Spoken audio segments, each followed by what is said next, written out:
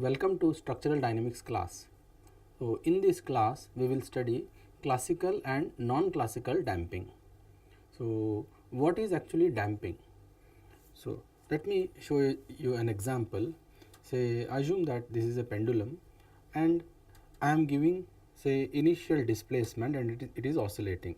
So, after few cycles it is coming to rest. So, how it is coming to rest? So, it is coming to rest because the frequency, that the vibration energy is dissipated. So, where it is dissipated? It is dissipated in two forms. One is friction between this point, this edge and my finger, that's friction. In the form of heat it is getting dissipated, and then second one is air resistance. So, in these two forms the entire energy what I am supplying for oscillation is getting dissipated. So, this is damping. So, in a way damping removes the vibrating energy and in each cycle it removes. Now, let us discuss what is classical and non-classical damping. The damping matrix. So, if we are talking about multi-degree of freedom systems, we need to define damping matrix. So, in single degree of freedom system, we define damping as a term. So, generally damping is a non-linear phenomenon. So, because it depends on the displacement and velocity time history. So, if more velocity, damping is proportional to that. So, in earlier cases what we have done was we have made damping term as constant in linear elastic analysis.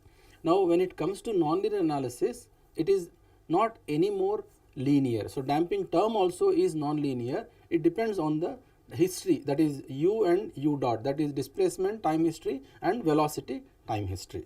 Now, this damping matrix, how do we define?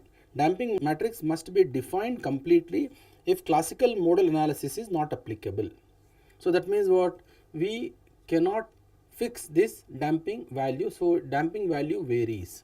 Now, classical modal analysis is not applicable to non-linear analysis even if damping is in classical form. So, in these two cases, when non-classical damping is there, so there we have to define damping matrix, and when it is non-linear analysis, even if damping is classical, we have to define that. So, how do we define? So, Rayleigh has given a way to define this damping matrix. So, consider first mass proportional damping and also stiffness proportional damping. So, if you take this structure, this in this picture you can see this one. So, when structure is oscillating or structure is vibrating, so damping present in the degree of freedom or in that floor is proportional to the motion of that floor. So, we can call that as damping is proportional to mass. So, and the second one is damping is also related to the interparticle friction. So, that gets emitted in the form of heat. So, it is also proportional to stiffness. So, then combined form we can write. So, damping is equal to alpha, because if we have to remove the proportionality we have to introduce some constant. So, damping is equal to alpha times mass matrix plus beta times K matrix, that is stiffness matrix. So, now we need to find out what are these alpha and beta values. So, alpha and beta are constants. So, as we can see, if you match the units, so alpha units must be per second and beta units must be in the form of second, so that it matches with the damping. So, C matrix can be made diagonal by virtue of its modal orthogonality. If we use modal orthogonality principle and apply that principle, so we can make that as diagonal matrix. So, C matrix can be made as diagonal matrix. So, now if the stiffness proportional damping appeals to intuition, why? Because it can be interpreted to model the energy dissipation arising from the story deformations. And in contrast, mass proportional damping is difficult to justify physically, because as I told you, it is related to air friction. Okay, so it's mostly negligible. So, now when we have say modal matrix or modal vector, so if we apply say modal matrix as phi transpose and multiply by phi on both sides of the equation, we will get the diagonal matrix, because we decouple the equations and solve simultaneous equations. So, C is equal to alpha times m plus beta times k. So we are pre-multiplying and post-multiplying with phi transpose and phi respectively, all these three terms. So if we do that, what we get is alpha times phi transpose m phi is a diagonal matrix, that is 1 1 1. So these are masses. And then if we take this 2 omega 1 zeta 1 0 0, and in second row 2 omega 2 zeta 2, third term 2 omega 3 zeta 3. So this is coming from something like this. So mass matrix has M0 0 0 M0 0 0 M. Now if you take M as common outside, so in this one, in C 0 0 0 C 0 0 0 C, something like this. So M by C term. So if I divide entire all these terms by M, so C by M is 2 omega 1 zeta 1, 2 omega 2 zeta 2, 2 omega 3 zeta 3. So that is a also. So how this has come, please refer to single degree of freedom systems lecture. And here mass by mass will be 1 1 1 diagonal term, and K by M will become say omega 1 square, omega 2 square, omega 3 square, corresponding natural frequencies of mode shapes. So now the thing is how to get this alpha value and beta value. Now let's look at the equation. So if we expand this equation, earlier equation, so what we get is 2 zeta omega 1 is equal to alpha plus beta omega 1 square.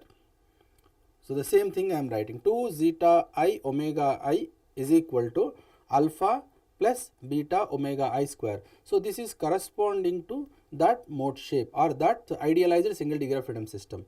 So in modal analysis, when we have mass matrix, when I have K matrix, and when we have C matrix, so in modal analysis what we do is n degree of freedom system. So if it is 3 degree of freedom system, we are converting that into 3 single degree of freedom systems, something like this. So this I is corresponding to this, so omega I, so omega 1, omega 2, omega 3, like that. So now from this we can get zeta I is equal to alpha I by 2 omega I plus beta into omega I by 2. So zeta I is say 1 by half alpha by omega I plus beta into omega I. So this is a zeta equation, so damping equation. So what is the damping present in say each mode, we can calculate from this one. So for that, so what we do is zeta I, zeta j. So if I replace j with I, so if I with j, so what I get is corresponding values. So I get alpha and beta as matrix. So in this one, so what I need to do is like I estimate the damping values and then find out alpha and beta by doing inverse of this one. So that's how we find alpha and beta values. So once alpha and beta values are there, we can find the damping in any mode shape. So C is equal to beta times K. So that means what, zeta is beta omega by 2. So stiffness proportional damping effect, so it is linear. And then when it comes to mass proportional damping effect, so C is equal to alpha times M. So in that case zeta is equal to alpha by 2 omega. So it is mass proportional damping effect. So in case of Raleigh's damping, both are combined. So that means what, so what we are getting is, you can see this mass and stiffness proportional damping. So in the horizontal axis you can see omega. So now what we have is, as the natural frequency of the structure or say a mode shape is different, so in first mode shape it can be here, so this damping value we use, second mode shape we use this damping value, third mode shape we will use like this, different this. Okay, this is one thing. And then there is another use of this one. So another use of this means, say if I've taken say a tall building, so I found out say omega of the tall building is equal to say under root K by M in this form. Now because of the vibration, so or say earthquake effect, so continuously say this natural frequency of the structure is reducing, or natural period is elongating. So now what happens is, the natural frequency is reducing and natural period is increasing. So damage increases natural period. So that means what? It reduces frequency. So what happens is, in first case, if my damping is here, then if this frequency is reducing, so then I am getting reduced damping in some cases. And in some other cases, say if my natural frequency is here and because of damage it is reducing, so then my damping increases. So that means what? Where we are in this curve, we need to be very careful in applying damping. So because zeta has the effect of reducing vibration amplitudes. So these vibration amplitudes, a maximum amplitude, if we are calculating in a wrong manner, so then that leads to either over evaluation of the structure's response or under evaluation of the structure's response. In this class we have studied how to calculate, say, non-classical damping matrix. So the two forms are mass proportional damping as well as stiffness proportional damping. So we have developed an equation in this class, that is C is equal to alpha times m plus beta times k. So by using different mode shapes, we have evaluated this alpha value and beta value, and then we have developed or drawn the curve like how the damping values change with the natural frequency or natural period of the structure.